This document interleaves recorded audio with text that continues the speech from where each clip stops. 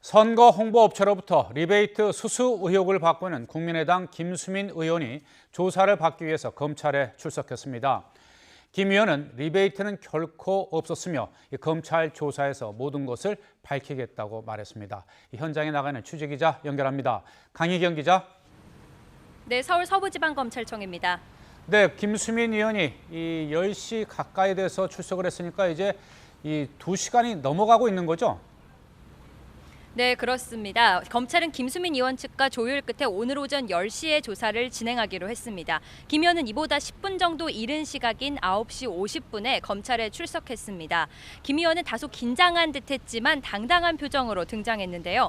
리베이트는 절대 없었으며 검찰 조사에서 모든 것을 소명하겠다는 짧은 말만 남긴 채 청사 안으로 서둘러 들어갔습니다. 김수민 의원은 총선 당시 당 선거대책위원회 홍보위원장을 맡았는데요.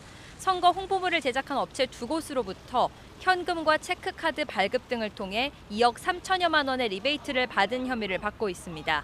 선거 공모를 제작하는 업체와 광고 대행사로부터 자신이 대표로 있던 디자인 관련 벤처기업 브랜드 호텔과 허위 계약서를 작성하는 방식으로 돈을 받은 혐의인데요. 앞서 중앙선거관리위원회에서는 이런 혐의로 관련 두 업체 대표와 김수민 의원, 박선숙 의원, 왕주현 당시 사무부총장 등 모두 5명을 검찰에 고발했습니다.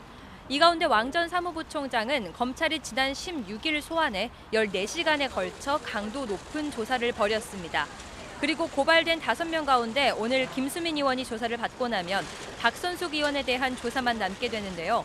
검찰은 마지막으로 박선숙 의원을 오는 27일 다음 주 월요일에 불러 조사하기로 조율을 마친 상황입니다. 네, 오늘 조사에서는 어떤 부분이 집중적으로 추궁될 것으로 보입니까?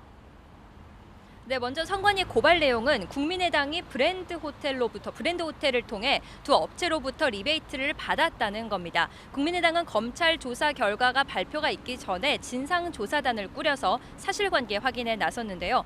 자체 조사 결과 이 금액이 당으로까지 흘러들어간 것이 아니라면서 중앙선거관리위원회의 고발 내용을 정면으로 반박했습니다.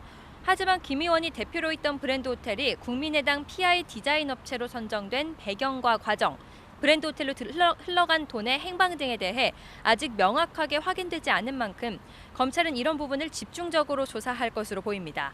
또 김 의원이 선거 홍보물 제작 업체들의 리베이트를 요구한 사실이 있는지도 추궁할 예정입니다. 앞서 왕 전 사무부총장은 검찰에 출석해 홍보업체에서 브랜드 호텔에 돈을 보낸 것은 정당한 업무 용역의 대가라고 해명했습니다. 또 리베이트가 있었던 것도 몰랐고 지시한 적도 없었다며 의혹에 대해 강하게 부인했는데요. 양측 입장이 엇갈리는 가운데 오는 27일 박선숙 의원에 대한 조사까지 마치면 검찰이 어떤 결과를 내놓을지 그 결과가 주목되고 있습니다. 지금까지 서울 서부지방검찰청에서 YTN 강희경입니다.